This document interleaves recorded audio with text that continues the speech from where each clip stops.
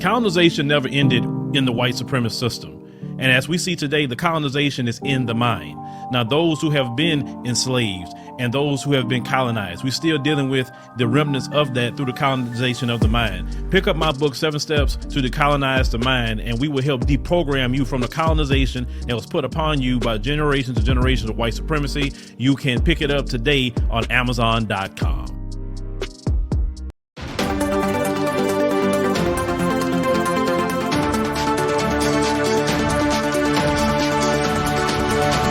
So Sister Juan Gail had covered a story about a brother in Brazil. He's actually from the Congo. And this brother was working out there in Brazil, and he ended up going to the place that he worked. And he was like, hey, you know, I need to get my payment because I haven't been paid for work. And if you remember the report that Sister Juan Gail covered, they had ended up tackling this brother and beating this brother to the point that this brother passed away. I mean, it's a horrible, horrible story. But thousands of protesters hit the streets in some of Brazil's biggest cities to denounce the racist violence against the brother from the Congo. They say one of Rio's most famous beaches. Say on Saturday, demonstrators flocked to the waterside bar where 24-year-old Moise Mugenyi Kabagami. I say, listen, them names, like I said, they long, okay? And say he was, of course, as we talked about what happened to him, which was horrible. It said the racially charged murder captured, as in the chilling security camera footage, was followed days later by another killing in which an unarmed black man was shot by a white neighbor who claimed to have confused him with a thief. They said if black blood is worth nothing, one person said by the name of Bruno de Silva. They say one of the several thousand people that joined Saturday's rally on Barra de Tijuca Beach in Rio. And they say, we're here to say it doesn't matter. They say that we won't rest until we get justice. Now, Silva, he's 40, says she understood they say the pain of losing a child. Say her son, Marcos de Silva, they said was 14 when he was gunned down during a police operation in Rio's Complexo de Mare community. Also present was the mother of the young brother that was killed from the Congo.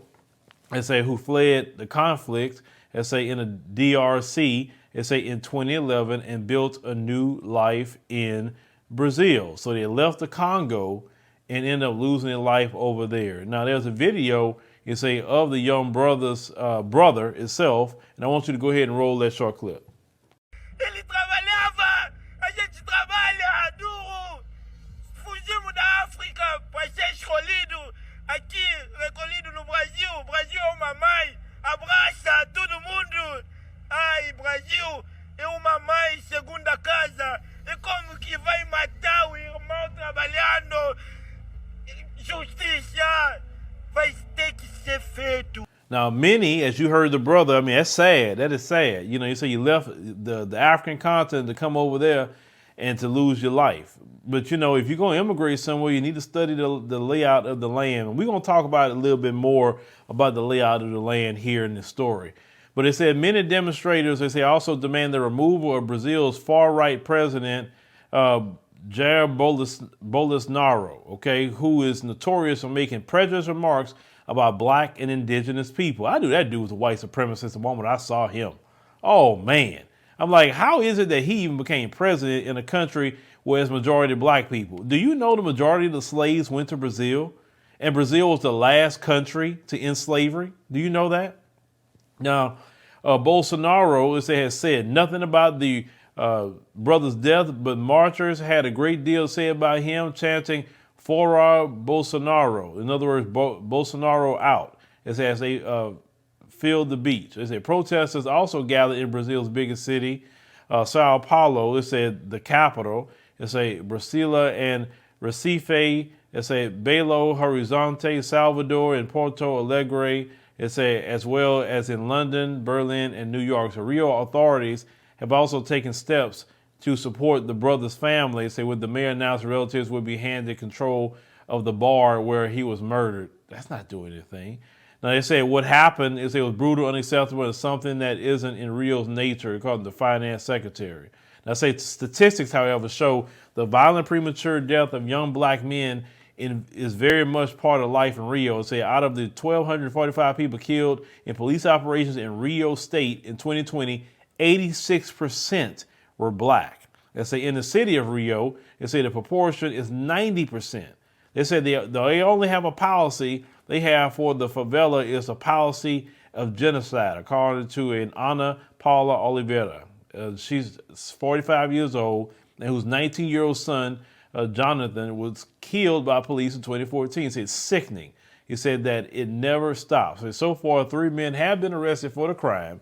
It said it has sparked a wave of revolution from campaigners, politicians, and celebrities. Now, they say Brazil is a dangerous place for us black people. They say beware. Now, there's a prominent black activist by the name of Preto Zezé, okay? And he said a Supreme Court judge, Gilmar Mendes, said the deplorable scenes of hatred and barbarity expose the dangers of intolerance, racism, and xenophobia. Now, I say on Saturday morning, civil rights activists and citizens, they said they will rally at the crime scene. They said while demonstrators are also planned in many other cities. Okay.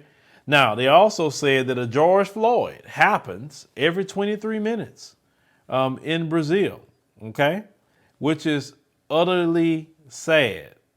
They said that we are constantly being killed, wiping tears from our eyes constantly. They say it is not safe at all for black people. They said the image we sell of Brazil is a lie. They say it's not true that we are a mother that offers shelter. They said Brazil is a country of race war. It said what's happening here is a war. Black people die every single day. It is a state of terror. They say, and we have to expose this. They say Brazil's far-right president, Jair Bolsonaro, they said, who owns a home a few minutes walked from the murder scene, they say has remained silent over the brother's killing, although he could find time to wade into the situation with Spotify and the COVID situation. They say they say stand your ground. They say hugs from Brazil. He tweeted about Joe Rogan.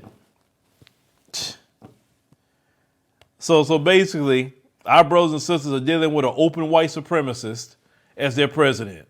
Now the question is, how is it they're getting elected? How is it that he's getting elected? That's what I want to know. How? How is he getting elected? That's all I want to know. And I'm going to make sure in this video, I'm going to put Portuguese subtitles. So anybody you know that's in Brazil, I want them to listen to their brother in this video. I want to make sure to spend the money to get the subtitles done just right before I even put this video out. But what I say to my brothers and sisters in Brazil is that the problem is no one is seeing it. Okay, no one knowing what happens with you. And because a lot of you do not speak English, that's another issue too. You don't have to speak English. Just only some of you just have to speak English. You could get the videos done. Let us know what's going on. We can easily get some subtitles burned in the video or whatever we got to do for the subtitles. We can get this done, brothers and sisters, okay? And we can expose everything that's going on in Brazil. I told y'all, I'm here for that. We want to expose the white supremacists wherever they are. We don't need y'all to be suffering in silence like that. It doesn't make any sense. You cannot go to your media because your media is going to cover for them. They're always going to cover for them, okay? Y'all are the majority in that country of Brazil. Brothers and sisters, you are the majority. There's no reason for you to be suffering like that if you are the majority. Look at us here in America. Look at your cousins in America. When they do things like this, look at what happened with George Floyd. Y'all say y'all have a George Floyd every 23 minutes. Look at the response to George Floyd in this country. What happened? Did we as black Americans just sit here and took that? No. There was an uprising here in America, and it's more of you. So if you have a George Floyd every 23 minutes, then they need to be an uprising every 23 minutes. That's what it needs to be.